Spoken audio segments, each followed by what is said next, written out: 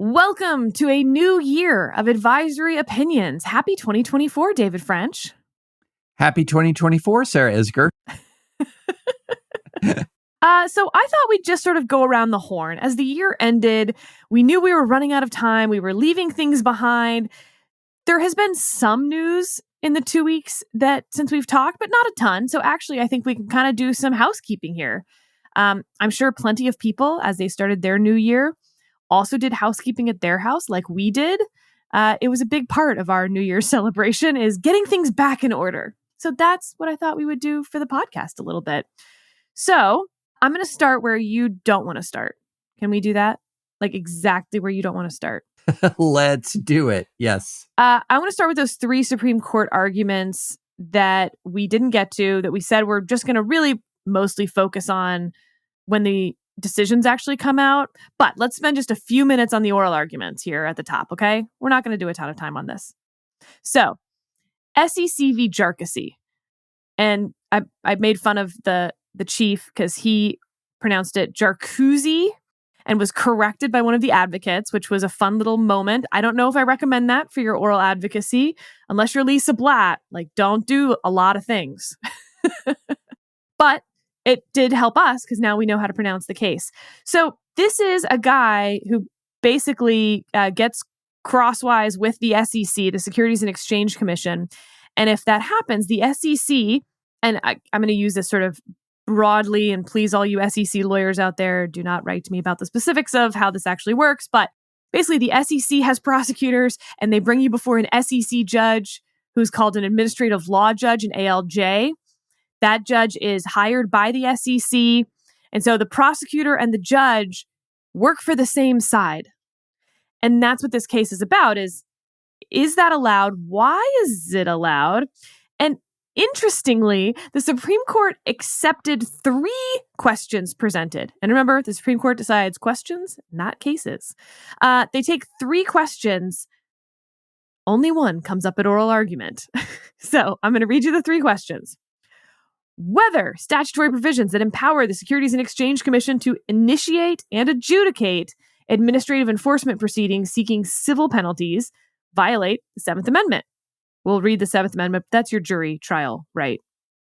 2, whether statutory provisions that authorize the SEC to choose to enforce the securities laws through an agency adjudication instead of filing a district court action violates the non-delegation doctrine. So that would be the first one's an SEC problem. The second one's a Congress problem. 3rd, whether Congress violated Article 2, that's the executive branch power, by granting for-cause removal protection to administrative law judges and agencies whose heads enjoy for-cause removal protection. So actually, I mean, really all of these are, did Congress mess this up? So 1, did Congress mess up because allowing the SEC to basically hear their own cases internally violates that 7th Amendment guarantee of a jury trial? 2, whether Congress screwed up because they're not allowed to give this power to an administrative agency at all. And 3, whether Congress screwed up because the judges within the SEC can't be, aren't political appointees in the same way that they can just be fired by the president for funsies. And the people who hire the administrative law judges and can fire them for cause are also not removable by the president for funsies.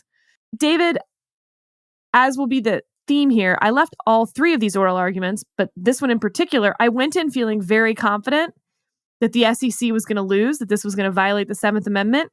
And I came out going, huh? Yeah, my confidence meter is low on a few of these cases. And I also think that we might be entering a time period in which our confidence meter should be generally somewhat low in assessing a lot, not all cases. So for example, Rahimi, after the oral argument, my confidence meter is pretty high that Rahimi is losing. Again, that's the Second Amendment domestic violence restraining order case. But if there's something that we learned from last term, it's that the alignments may not be working out exactly the way everyone expected. And so, yeah, Sarah, I went into this pretty confident that the SEC was going to lose. I'm still confident, maybe not pretty confident. I'm still mildly confident that the SEC is going to lose, but I'm not as confident as I was before the oral argument. Yeah. So it really seemed 3-3-3-ish in the oral argument in terms of what they were interested in. Again, kind of hard to see where they were going to come out, although it was, I guess this makes it very 3-3-3. It was pretty clear that Kagan, Sotomayor, and Jackson thought that this was all okay. There was maybe some discussion as to why it's okay, and they might not agree on why it's okay. Alito, Thomas, and Gorsuch, this is definitely not okay. They seemed in pretty big agreement on why it's not okay. Kavanaugh seemed like it probably wasn't okay, but I definitely wasn't totally clear on why. And again, this is just based on the oral argument. And the Chief and Barrett also, maybe it's okay? I don't know. The Seventh Amendment, by the way, says, in suits at common law where the value in controversy shall exceed $20, the right of trial by jury shall be preserved, and no fact tried by a jury shall be otherwise re-examined in any court of the United States than according to the rules of the common law. So we got into the sort of like circular bit here. It says a suit, right? In suits at common law. And so one of the arguments that was being made through her questions by Justice Jackson was, well, if it's in front of an administrative agency, it's by definition not a suit. But then the problem is, so Congress can assign anything to an administrative agency? Like what teeth does the Seventh Amendment have if Congress can just like use a magic words test and everything not in front of Article 3 isn't a lawsuit? But you've got, this problem of what administrative agencies do. And this is where that common law word became really important. So at common law, there's, fraud and, I don't know, murder. That's not civil, but like those are all common law things, right? But here, what if the SEC, is granting you a license and then decides that you violate the terms on which you were granted that license and wants to remove your license? Well, who else can do that other than the SEC? And what if it's, well, instead of revoking your license, you're going to pay a fine, but you get to keep your license, but it's all within the licensing scheme, for instance. Like you can see why administrative agencies would need their own quasi-court system if they're going to be granting rights to operate within a system created by that administrative agency. The problem is, if you feel like really knee-jerk, like, yeah, obviously the administrative agency shouldn't have judges, for instance, and shouldn't be able to adjudicate anything, how are these licensing schemes going to work? Do you have to bring all of those in Article 3 courts? Right. The SEC sues you to revoke your license. That's going to be a whole lot of litigation now that's moving into Article 3 courts, like a lot. But you've also got totally different schemes, like immigration. Those judges are within the Department of Justice, also selected by the Department of Justice, not separately.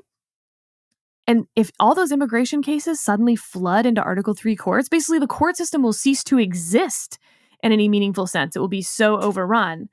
And, for those thinking, but what about bankruptcy? Well, first of all, you already know I think that's unconstitutional. But at least in bankruptcy courts, the judges aren't being picked by the prosecutors, so to speak. Bankruptcy judges are selected by panels of Article 3 judges or members of the community or whatever. There's like a bankruptcy group that comes together to pick a bankruptcy judge. It's very different than I think at the SEC, where the SEC themselves picks the judges in which they try their own cases in front of. Blech.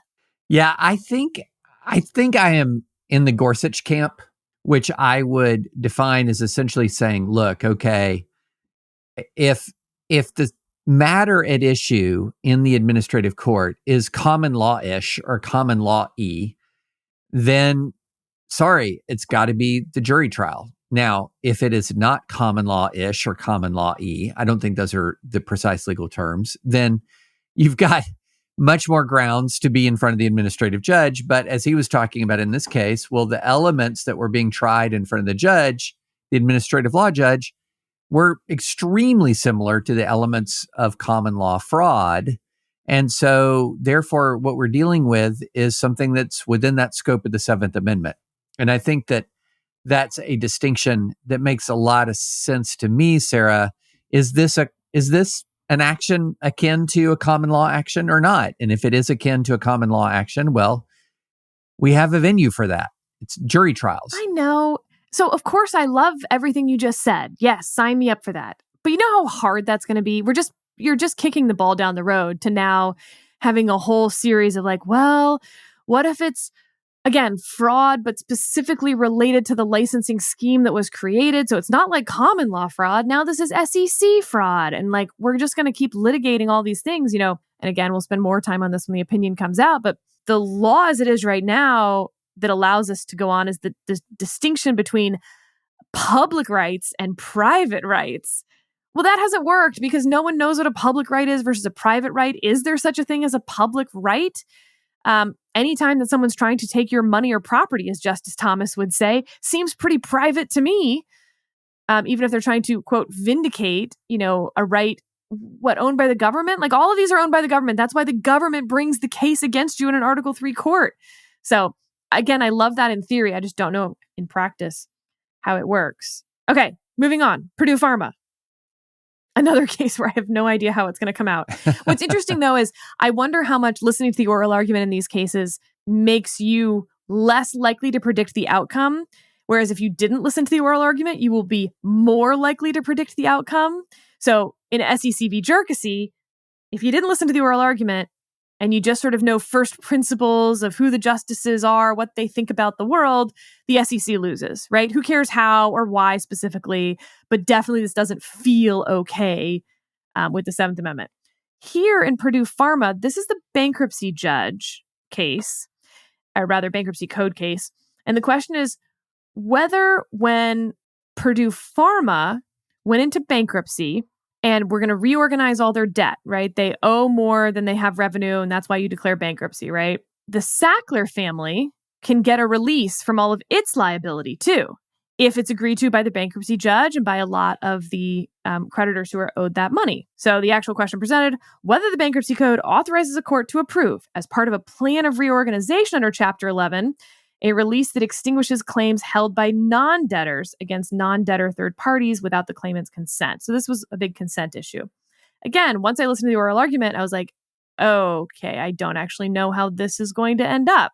But heading into it, I thought, yeah, they're going to uphold this because this is the only way bankruptcy can really work. And if you say the bankruptcy code doesn't allow this, the bankruptcy courts don't have the ability to do this, I don't know, a lot of bankruptcy law isn't going to work anymore if every single person has to consent to these releases. And really, if they have to consent to these releases, there's a whole lot of other things that maybe they have to be able to consent to also.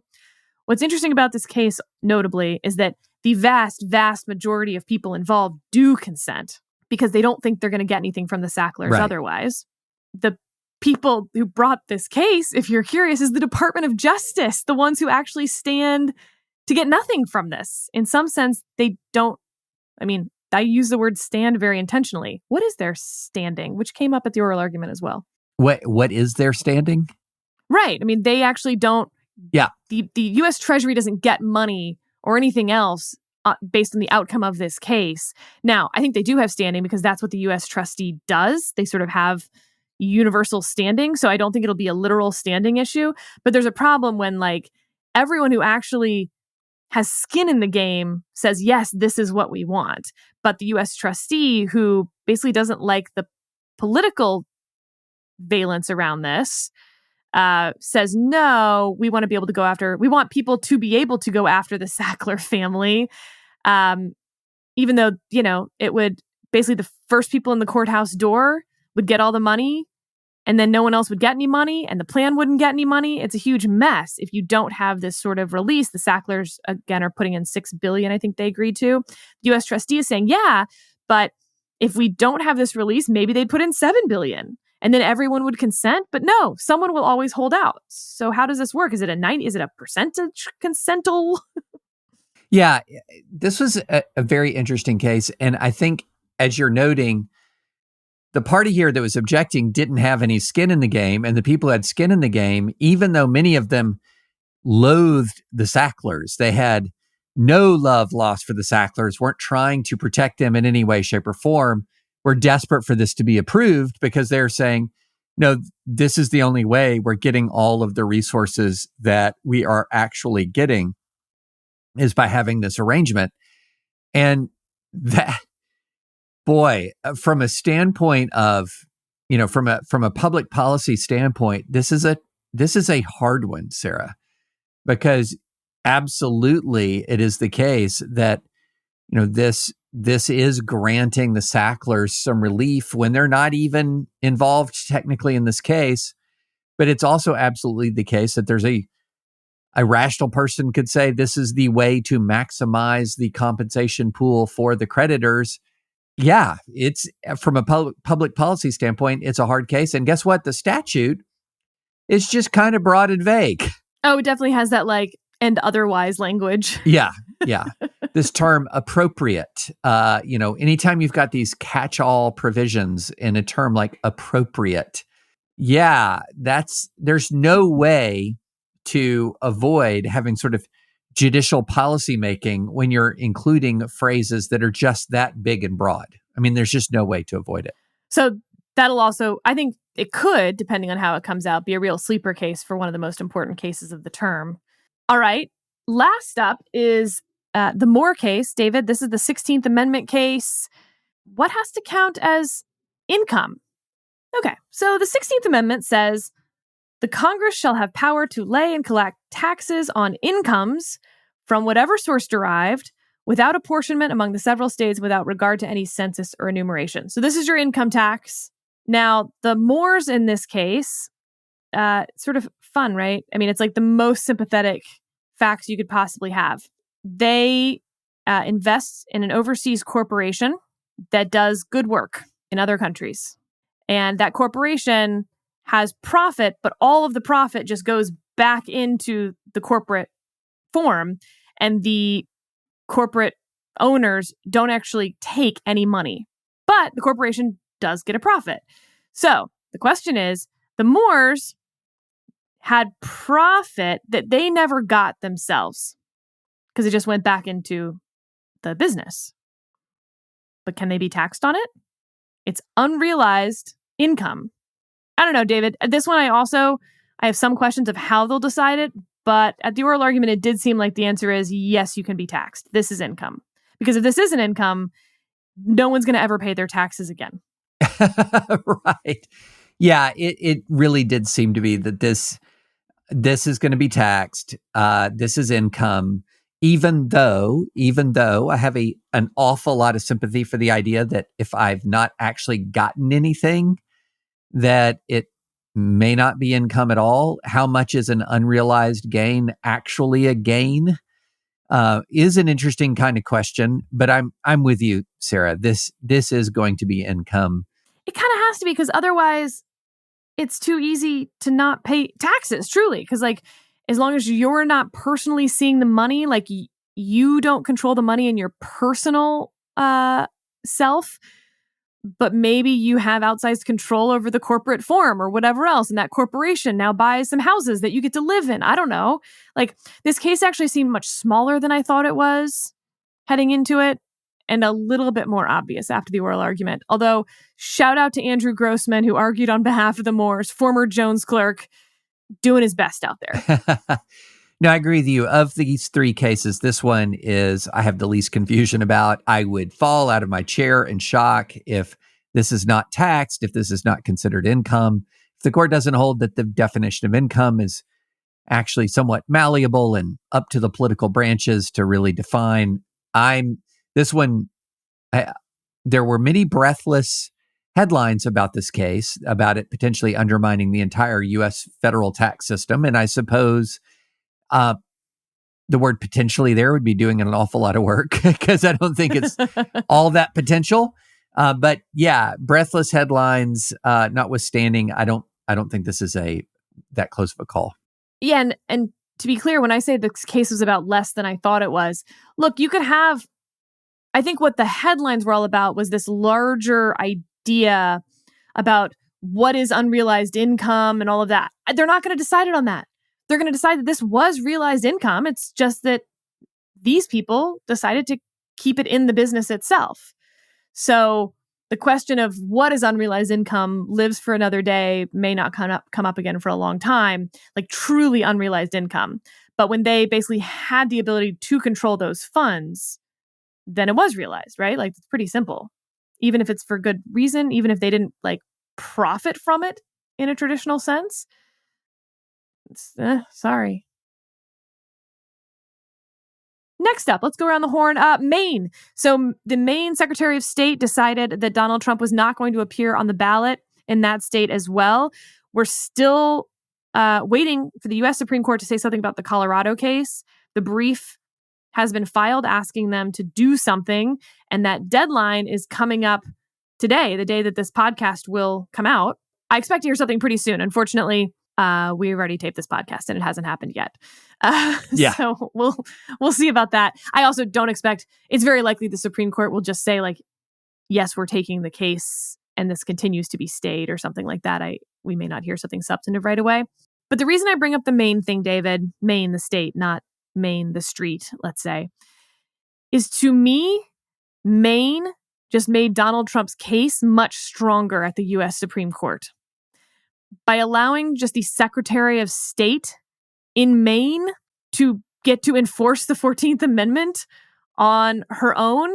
Okay, like I talked about the due process problems in the Colorado situation. There was a hearing in Colorado. There were witnesses. There was actually quite a bit of process comparatively. The due process complaints from the dissent, I think, are well taken, but there was some process in Colorado. Here, there was none. The Secretary of State got to determine whether Donald Trump engaged in an insurrection. I do not know, sitting here right now, what evidentiary standard the Secretary of State used. Donald Trump has now sued, his team rather has sued to prevent, Maine from like an actual court to actually look at this, which is the only way this has to go. So due process will now start. But the idea that like a random person, frankly, gets to determine the 14th Amendment, I think adds to the argument that the 14th Amendment is not self-executing because Congress, or rather the amendment itself does not include any standard that can be used by the people who have to determine whether someone appears on the ballot, and that Congress did create a standard in the criminal law against insurrection, the punishment for which is being disqualified from holding federal office. So like this was executed by Congress. There is a standard. It's beyond a reasonable doubt. You got to meet that standard according to Congress. And I just think that case is getting stronger thanks to Maine. I don't agree with that. I see your point. I think it's relatively easy to say about Maine, well, whatever the standard is or whatever processes do, it's more than none. Right. And here when it comes to, so you can just sort of say about Maine, it's more than none, right? But when it comes to that with Colorado, I think there is an interesting sort of due process argument that I've been chewing on in my mind, which when people think of due process, those words just sort of fly out when somebody, it is not the same thing as saying I'm entitled to a formal proceeding whenever I'm not permitted to do something that I want to do. There actually has to be a legally recognized liberty interest in play. So due process applies to you cannot be deprived of life, liberty, or property without due process of law. And so when you have these due process cases, you always begin with, is there a liberty interest that grants me a right to due process? And that very first question is very, very important, because the strength of that liberty interest not only tells you whether you're due any process, it also can tell you a lot about what kind of process is due. So I've got a massive liberty interest in not being in prison. Prison, other than capital punishment, is the worst deprivation of liberty. So there's a lot of process that is due before you're going to be able to be sent to prison. Well, some liberty interests are a lot less strong. And in those circumstances, sometimes the process that's due is not even a pre-deprivation process. In other words, before you've had your liberty interest taken away, sometimes you're not even due any process before that happens. You might have some process that you're due after it happens, for example. And so the question I have here is, I think the due process argument is going to not be, and I think for Maine, it's quite relevant. For Colorado, it's a lot less relevant because the liberty interest here is pretty weak. And I don't think that the process that's going to be due here, especially since there's no requirement for a conviction in the amendment itself, is going to be pretty limited process, but some process. It's just that this sort of idea that he's going to be he's going to be entitled to proof beyond a reasonable doubt, the same kind of criminal type proceedings. I just don't see it in the underlying liberty interest, Sarah. What if Congress had said it more explicitly, David, in this criminal insurrection law? This is the enforcement mechanism for the 14th Amendment, Section 3, comma, one who engaged in insurrection under the 14th Amendment, Section 3, must meet these elements. And would that matter to you, or? It would matter, but it couldn't be so draconian that it fundamentally contradicts the amendment itself. So if the amendment itself is not requiring a conviction for treason or sedition or whatever, but then Congress imposes a requirement of a conviction for treason, sedition, or whatever, that would be, to me, really contradicting the actual amendment itself, which does not require a conviction. Well, it doesn't say one way or the other. All it says is you have to have engaged in insurrection. And then in Section 5, it says Congress has the power to enforce this. So Congress then says, we're going to enforce this. And the elements that have to be met include, beyond a reasonable doubt, a conviction to say that one engaged in insurrection. But you think that that would actually be so contradictory to? It narrows the scope of the amendment dramatically. And so, but isn't that what Section 5 says? Congress shall have the power to enforce this. Not to undermine this, enforce. So in other words, if your enforcement mechanism is removing the potency of the amendment itself, that's an issue. So if you create the enforcement, if you make it so narrow that it's contradicting that it is undermining the actual text of the amendment, I think that would be too restrictive. Fascinating. I totally disagree with that. So because the reality was, again, look at the historical context. This was enacted to block about 150,000 Confederate soldiers. This idea that there would have to be a criminal style proceeding convicting each one of those. Whoa, not 100. Wait, how would it block 150,000 Confederate soldiers had already taken an oath as a state or federal? So you have 150,000 on the back end who've engaged in an insurrection or rebellion, an unknown number of those on the front end who had served in some capacity. Yeah. So it's not 150,000. It's actually a very manageable number who had taken an oath to support and uphold the U.S. Constitution and then served in the Confederate military. You have of this pool of people, there's an unspecified number who are Confederate soldiers who took an oath. And so therefore, if somebody presents and they say, yeah, I was a member, I'm Major David French, 7th Tennessee Cavalry, I can serve unless Congress says, unless I'm put through a criminal proceeding convicting me for the activity of engaging in rebellion, even though I was a member of the Confederate military. Yeah. Oh, I agree, but it'd be a pretty quick case. Yeah, it'd be a pretty quick case, but the idea that it's just so in 1868, but why can't Congress say you have to be able to prove beyond a reasonable doubt that he served in the Confederate Army? What if that was actually in question? It that Congress must, although I think that they must, but in my scenario to you, isn't it well within Congress's right to say, if that is in question, whether you served in the Confederate Army, then you have to prove that beyond a reasonable doubt if you want to prevent someone from holding office? I would think it is inconsistent with the amendment to create a requirement equivalent to a criminal conviction when the amendment does not require a criminal conviction.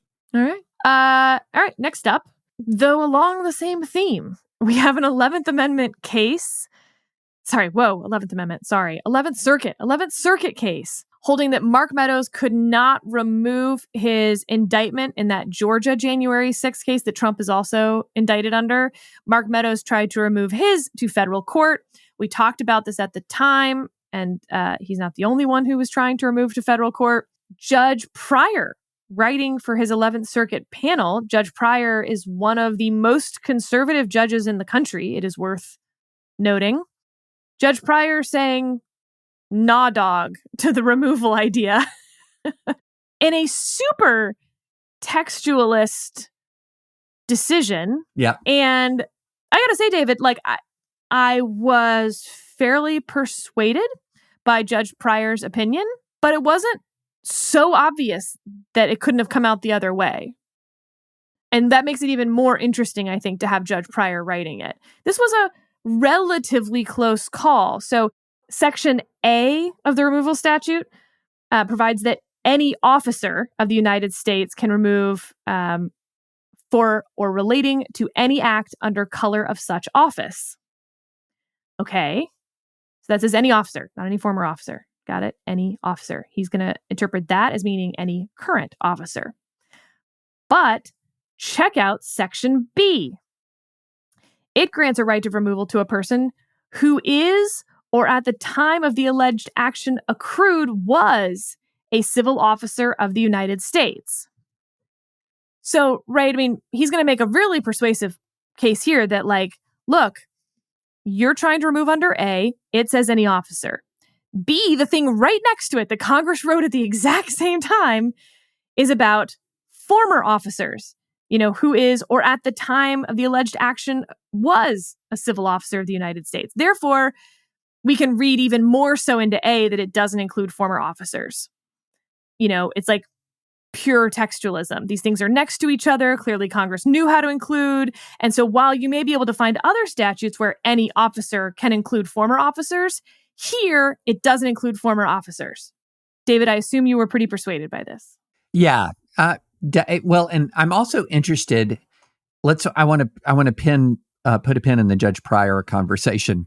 I am persuaded by it. I think the former officer bit of it is actually less persuasive to me than just this is not within the scope of his duties as an officer.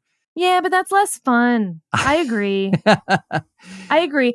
Because so when he explains it the way I just explained it, it's really persuasive. But Meadows had such a good counter to why A and B are worded differently that they're actually just reaching totally different things. Because otherwise, of course, he would have brought it under Section B, right? Right.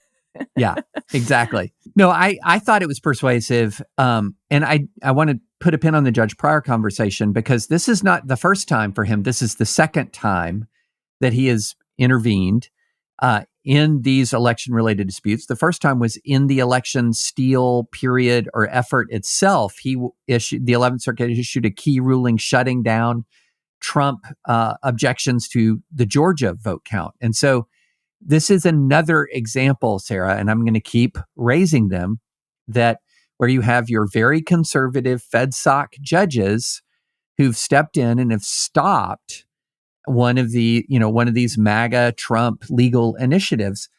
And this is something that has happened so many times. I finally started to see sort of mainstream commentators latching onto this and recognizing this and understanding this.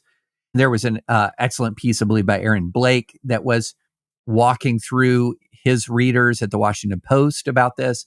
But I think it's very much worth highlighting. And Sarah, it's worth highlighting for a couple of reasons. One, for those people who think that the Trump-appointed judges in the judiciary that Trump influenced is now somehow illegitimate. No, far from it.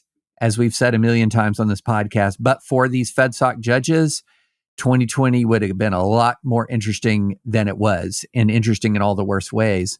And so here you have yet another example of, these courts, these Trump appointees, Pryor is not one, but these Trump appointees, these Republican nominees have upheld the judicial system and have done so in a way that demonstrates an enormous amount of integrity. So that's point one to the left.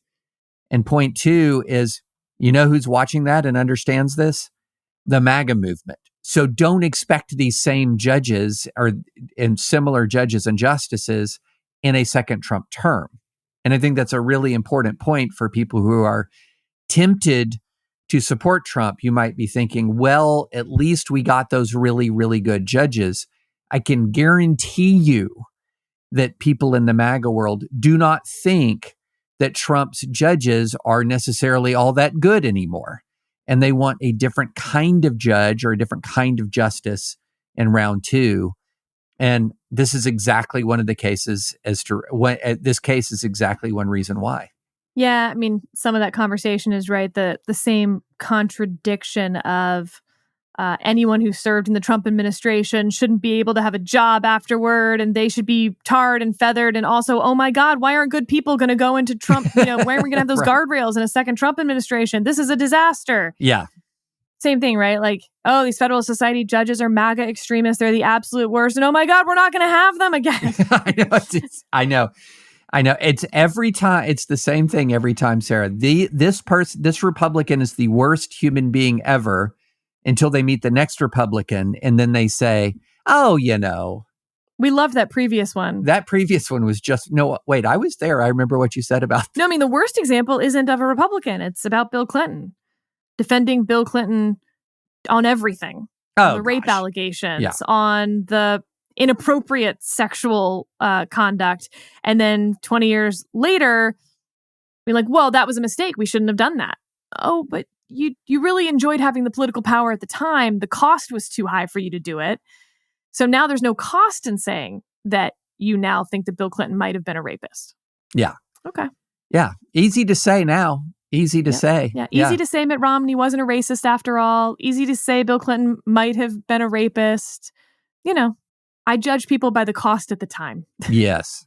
It cost Mitt Romney something to vote to impeach Donald Trump. Yep. That's principle. The first person ever in U.S. history to vote to impeach a member of his own party. Sorry, I'm getting caught up in the fever of the draft Mitt Romney for Harvard University president.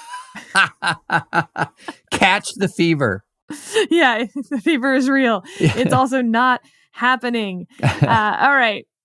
Speaking of judges, there was another ProPublica piece about Clarence Thomas. And David, I was curious if you wanted to summarize the piece and give your thoughts, if you have clear ones. All right. So what the piece is telling a story that's pretty simple, but has some really interesting ramifications when you link it to all of the other Clarence Thomas stories. So the story in ProPublica is essentially that relatively soon after Thomas got on the bench, he was having money troubles. He wasn't making as much money as he liked. Here he is. He's a Supreme Court justice, and he's, living paycheck to paycheck, or he's having some sort of money struggles. And so he wants to get Supreme Court justices' pay increased. And now here's where the story gets interesting, and, the sourcing gets interesting and questionable. So he wants justices' pay increased. The question is, does he want it increased so much, and is he having so many money troubles that he is he threatens to resign, that he threatens to leave the court? So that's the question. Was he wanting justices' pay to be increased? Seems to be a pretty good indication that he did want justices' pay to be increased. Did he say that he would leave the court if justices' pay didn't get increased? That's where things get that's where the reporting trail is a lot thinner, shall we say. And so he wants pay increased. He's complaining about pay. He has money troubles. That's the main point of the ProPublica story. Now, later on, the money troubles were ironed out. He got a lot of money for his memoir, which I believe ended up being a New York Times bestseller. So the memoir earned the money. But he did get into a better financial position later on, and said that he was in a better financial position later on. But, Sarah, the real import of the ProPublica story, in my mind, is that in an unflattering way to Clarence Thomas, it sort of paints him as somebody who was living beyond his means, very concerned about money. And then when you take that, it takes a lot of the other stories about receiving largesse from an awful lot of people, and it starts to make some coherent sense in a way that I think is damaging. And that is Clarence Thomas, did Clarence Thomas have money troubles? And then in the course of his time on the bench, learn to utilize his various contacts that he has as a result of being a Supreme Court justice to ameliorate those problems in a way that was inappropriate. And I think the ProPublica story for me troubled me because it made sort of the whole story make sense in a way that wasn't good for him. And that is, he put out that he was struggling. He put out that he wanted more money. And what comes in? More money. Over time, he had his loan forgiven for his RV. Over time, lots of money started flowing through his wife, for example. It's just icky. And there are parts of the story, though, Sarah, that I do agree with critics that they don't close the loop on. Specifically, did he actually threaten to resign unless he got more money? But when you lock that ProPublica story in with a bunch of the other stories, I struggle with it, honestly, Sarah. And I've been a long time admirer of Clarence Thomas, and I struggle with it. I'm curious what you think about judicial pay raises. Oh, 4. Yes, 4. Let me break it into some categories then for you. Judicial pay raises just for Supreme Court justices? Like, what if we only raise Supreme Court justices' pay, all 9 of them, to $1 million a year? Oh, I would be for raising judge and justice pay across the board. But how much? $1 million? No, not $1 million. Not $1 million. Why not? We're not talking about that much money. I mean, you want to talk about things we waste money on in this country. You could raise every Article 3 judge and justice to $1 million a year, and it would be nothing. Yeah, a rounding error. I would say in the mid 500, 600,000 a year. Not something that isn't the same thing as the median partner draw at a big firm, but more like in line with what your average very successful lawyer would receive. And so, and something that... So that's interesting that you're pegging it to sort of that alternative, which I think is totally a relevant peg, a good peg maybe. I mean, the judges and certainly the justices are now making less than any of their clerks the year after they come out of their clerkship. Yeah, exactly. The bonus for a Supreme Court clerk coming out of their clerkship is $450,000. Right.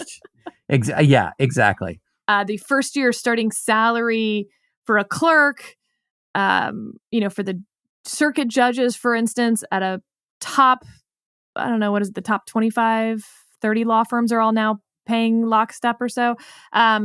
You're looking at definitely around $300,000 with that clerkship bonus. So they're making more as well. I mean, look at it this way, Sarah, not just clerkship and some people might say, well, that's big law. It's just a whole different economic category. Most vast majority of lawyers are not in big law. Fair. Okay. Got it. But they're making a lot less than your median mid-level attorney in a nonprofit law firm. And so that's what we're talking about here is we're talking about making less than people in the nonprofit private sector, not just the for-profit big law. So we're everything from, if you're a senior counsel at one of the alphabet soup of conservative or liberal legal organizations, you're making more than a Supreme Court justice in many instances. So that's one way to peg it, to like what you would be making otherwise in some other legal career option. Another way to peg it, though, is to say we're going to create an ethics code that is so draconian, right? Like you can't go to lunch with your sister without paying. But in exchange, we're going to pay you enough so that you are able to socialize with, the people we expect a Supreme Court justice to socialize with. And that's how we're going to think of it. So that's where like the $1 million comes in. For $1 million, you should be able to pay your own way for anything you want to do. Right. I mean, I would not be upset at $1 million. I just think in a reasonable target that takes into account more sort of the totality of the legal profession would be something more along the lines of $500,000 or so.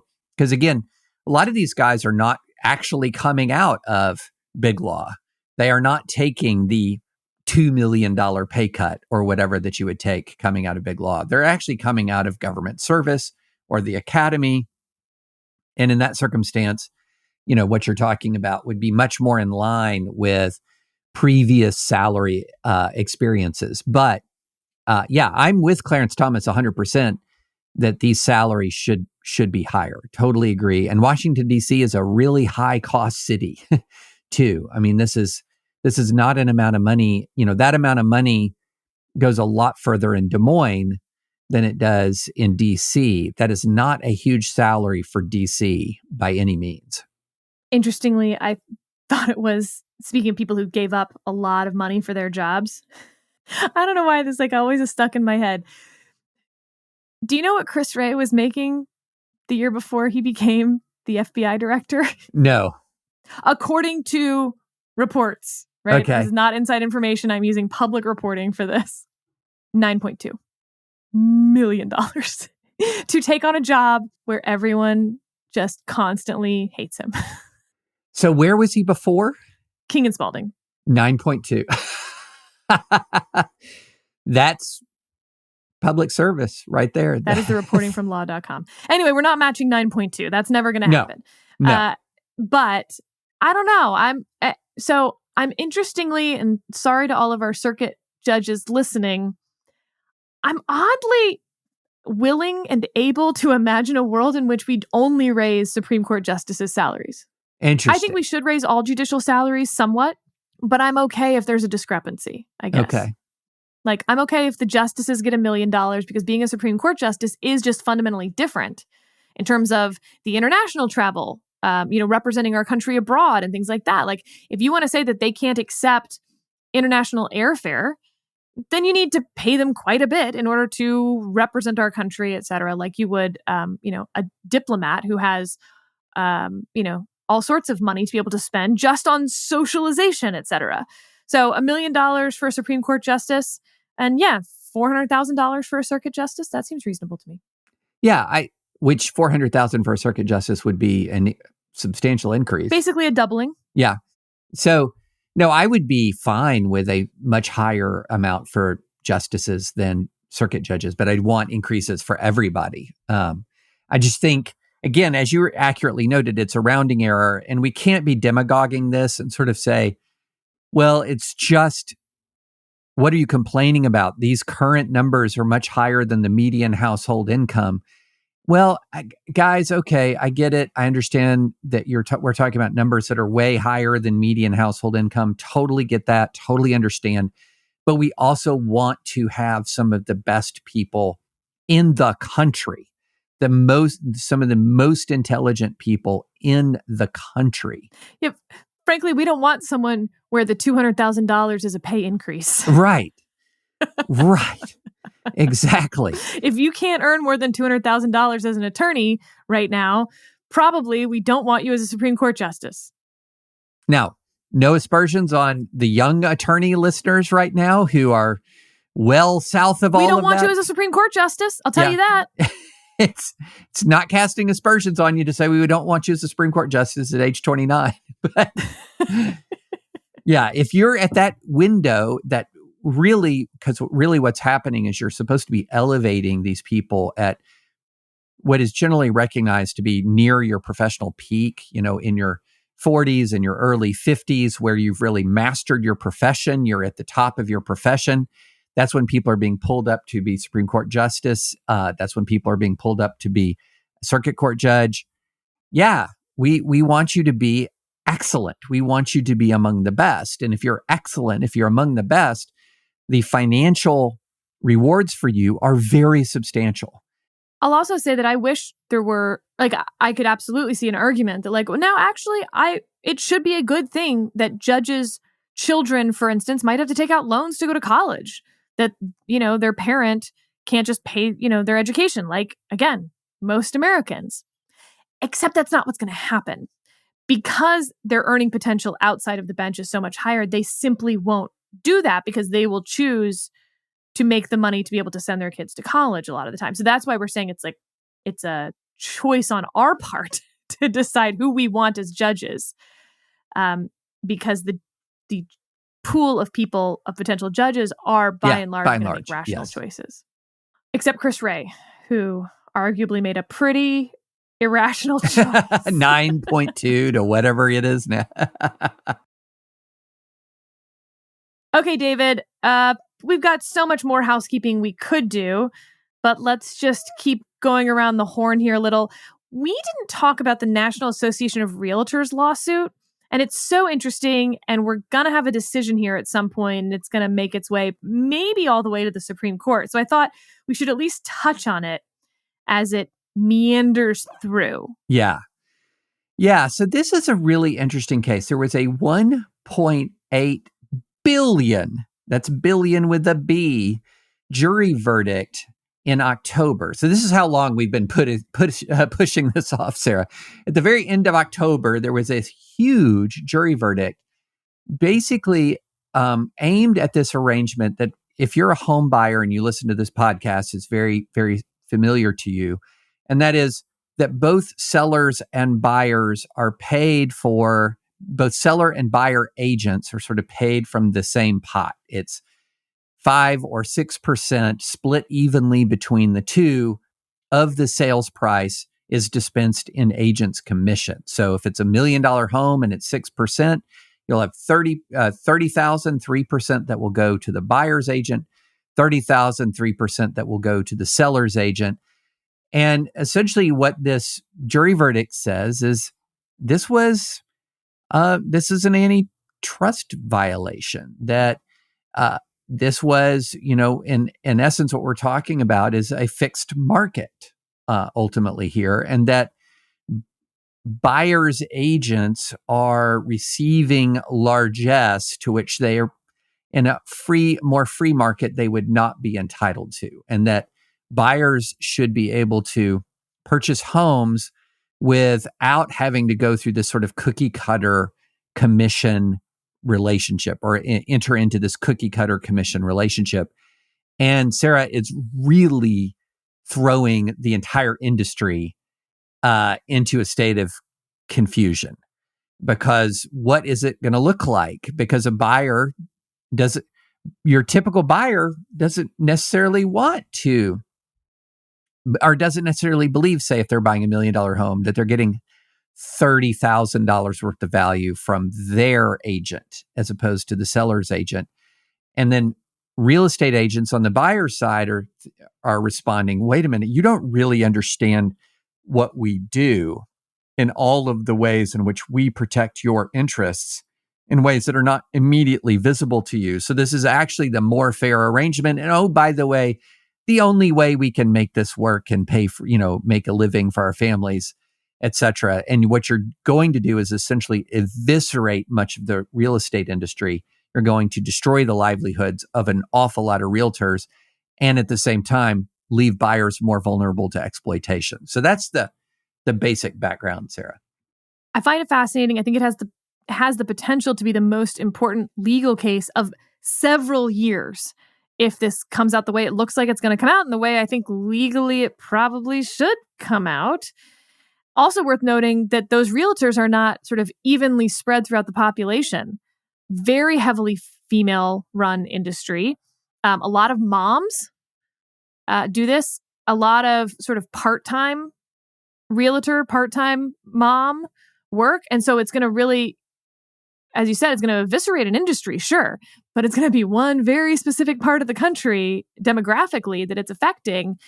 When we bought our house, there was absolutely this 6% rule and that it had to be divided. And I was like, we had found the house ourselves. Like, I'm not paying someone that much money to literally sign their name to a contract because we're required to have a licensed realtor on our side. So I went online and was like, hey, I'm willing to pay you X $1,000 to sign your name on here, and we're going to keep the rest.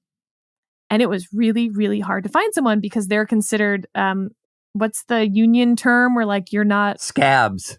A scab, right. They couldn't be considered a scab by their other industry members, or else, they would be punished by their own.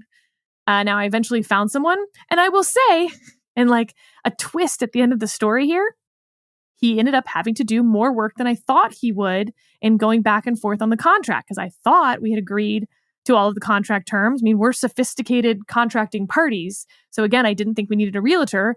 And as it turned out, basically, they tried to back out of one part of the contract on building a fence. And so we did have to go back and forth. Now, I'm not saying it took that many hours, but he had to do that work because it was required that he be the one to do it. So he did serve an important purpose. I was grateful to him for his existence and, sophistication, being a licensed realtor and all of that. But even with all of that, David, I don't see how this is going to turn out any differently. I think we're about to eviscerate the realtor business. I think we are too. And I was listening to a podcast discussion of this case that was really interesting. And a person made the point in defense of the current payment system, which does have some logic and rationality to it, even if it might violate antitrust laws. It does have some logic and rationality. And one of the points that he made was the people who are going to be truly vulnerable in this new system, and this is not something that I'd fully thought through, but it made a lot of sense, are first-time home buyers. Because if you're going to say to the buyer's side, you have to be financially responsible for the buyer's fee, which that will often mean, wait a minute, does some of my down payment now have to be rerouted to a buyer's agent? Well, a lot of first-time home buyers, heck, a lot of home buyers, period, are taking every last spare cent that they have in life in putting it to that down payment, and that's materially affecting the house that they can get, the size of it, and everything. But if instead you take some of that and carve it out as an upfront payment to the buyer, you're talking about less money for your down payment. You're talking about less house than you would otherwise be able to afford.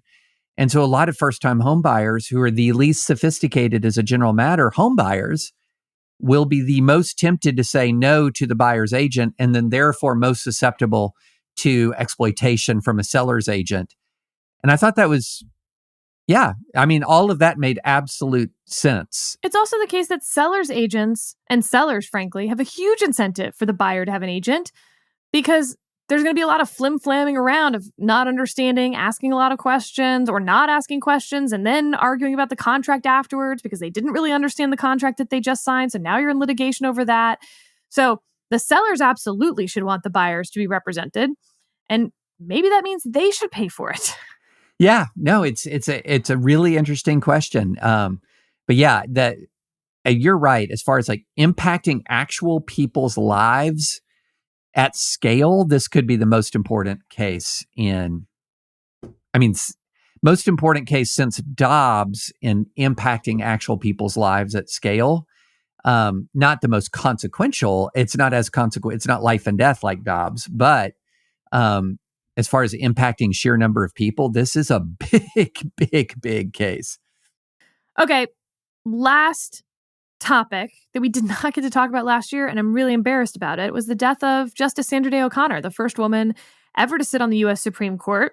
And David, plenty has been said about her, and we don't need to revisit all of that, but I am curious if you had any thoughts on her passing.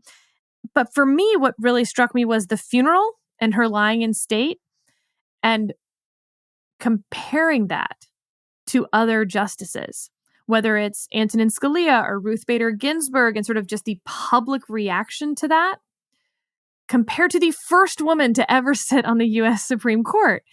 I think there are reasons for it that I can point to.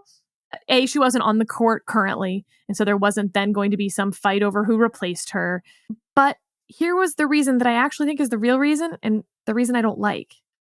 She wasn't on either of the ideological ends of the spectrum. And when someone who is in the middle then is gone, there's not a lot of fervency around that you inspire when you're on the fringe. And that's not a good thing. I'm with you, Sarah. I think that's a really good insight here into this dynamic. If you inspire ideological zealotry, you're going to have a tribe. You're going to have outpourings of affection, etc. But if you're somebody who is both more ideologically and temperamentally moderate, you know who's going to like you? The people who are more ideologically and temperamentally moderate. In other words, there's just not going to be the same level of intensity. around who you, and I do think, of course, a lot of this was related to the fact that both Scalia and Ginsburg died when presidents of the opposing party were in office, and there was so much emotional intensity wrapped up in both of those deaths because of the immediate and huge political and judicial consequences. And they were current Supreme Court justices, Yeah. right? She had been off the bench now for 15 years. That matters, obviously. But this is the first woman to ever be on the Supreme Court. And I promise you, if you polled most Americans, they wouldn't be able to name who was the first woman on the Supreme Court. The plurality choice number 2 would be Ruth Bader Ginsburg. But I do wonder if 50 years from now, it will actually be Sandra Day O'Connor who's remembered and not Ruth Bader Ginsburg, because history books are frankly going to list the first woman Supreme Court justice. And Ruth Bader Ginsburg, who was so famous when she was alive, I don't exactly know what you could write in a history book that's going to make a lot of sense. And when you look back at the 20th century, there are so many people who were so wildly famous in their day who we do not know the names of sitting here right now. Right. Like, true. Never heard of them. I don't mean you're like, oh yeah, I forgot. No, you've never heard of them. And they were arguably the most famous Americans at the time.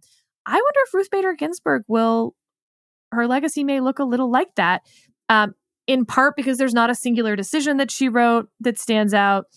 And I like many of her decisions, and I mean the writing and the thinking, I just mean like VMI is not going to be something where like, and then there was VMI, it's not Brown v. Board. Right. That she didn't leave the bench under Obama. So her tribe actually has mixed feelings about her moving forward, and they're going to be less willing maybe to keep her memory alive.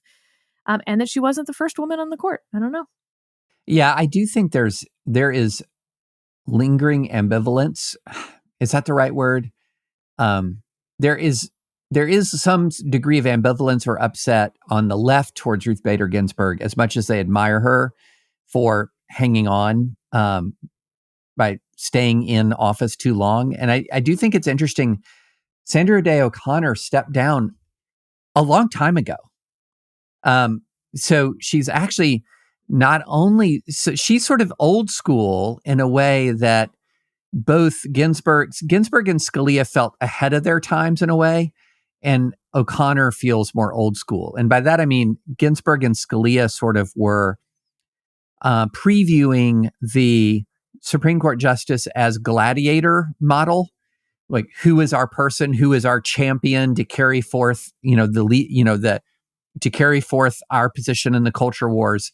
That's Supreme Court justice's gladiator model, and they were early in on that. Whereas O'Connor was more of the old school Supreme Court justice model of, this is a respected legal mind. This is a respected jurist, not perceived or not intended to be a kind of ideological or judicial gladiator. And we're moving to the gladiator model. We're leaving behind the Sandra Day O'Connor model. And I think that also plays into this. Last thing on her, because I just can't get over the personal side of this. Can you imagine spending that many years when you only have 8 colleagues, and one of those 8 colleagues is not just your ex-boyfriend, but the ex-boyfriend who sent you a note when you started dating your then husband? To be specific, Sandy, will you marry me this summer? Chief Justice William Rehnquist had written to her back in the day. Why did I not know this story? You didn't know this? No. Oh my God. What's wrong with me? She had to serve on the court with her ex-boyfriend who had proposed to her. Oh, man. What are the chances? I mean, it's sort of like Kavanaugh and Gorsuch being on the court together. I mean, and again, I'm sure they were just fine together in high school, but like, imagine if the dude you hated the most in like 11th grade, and you're like, well, at least I'll never have to see him again. No, you're with him for the rest of your life. Well, when you said it's kind of like Kavanaugh and Gorsuch together, I was like, wait, is there an even bigger story that I... No, like your random high school classmate you end up on the Supreme Court with, or your ex-boyfriend. Oof. Yeah. And like, no matter how good of friends you are, there's just a little bit of awkwardness there. No matter what. Has to be. Absolutely. All right, listeners, thank you so much for joining us. Maybe next episode, I'll mention an interesting person I went on a date with who's relevant to an upcoming legal story. That's your teaser. Ooh, stay tuned. And we have lots of circuit opinions that were of interest last month that we will start getting through, and we'll be waiting for that Supreme Court decision, taking it, something on the Colorado case. We'll see. There's actually like a merits level decision. We might have to do an emergency pod, but we're standing by. We're standing by. Until then, goodbye, listeners.